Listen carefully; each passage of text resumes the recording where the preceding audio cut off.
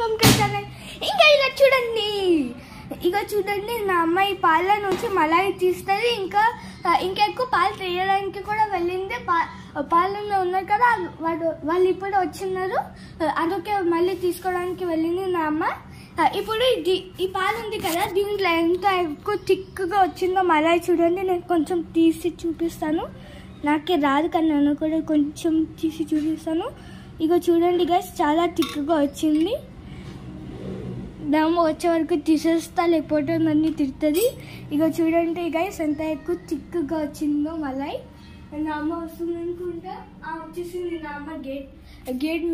Gate మూసేయలేదు, వస్తుంది. ఒక నిమిషం గైస్, నా అమ్మ వచ్చినాక నేను మళ్ళీ వస్తా. గైస్, నా అమ్మ వచ్చేసింది.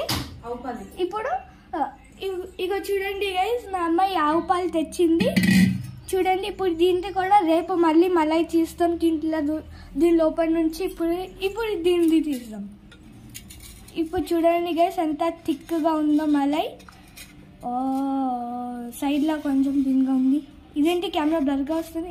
సరిగా అయిపోయింది. సైడ్లో నాన్న కొత్త స్పీకర్ది వీడియో పెట్టాం కదా, అది దాన్ని మొత్తం ఇది రేడియో పెట్టుకుని ఉన్నారు. బ్యాక్గ్రౌండ్ మ్యూజిక్లా బాహుబలితో పెట్టారు సాంగ్.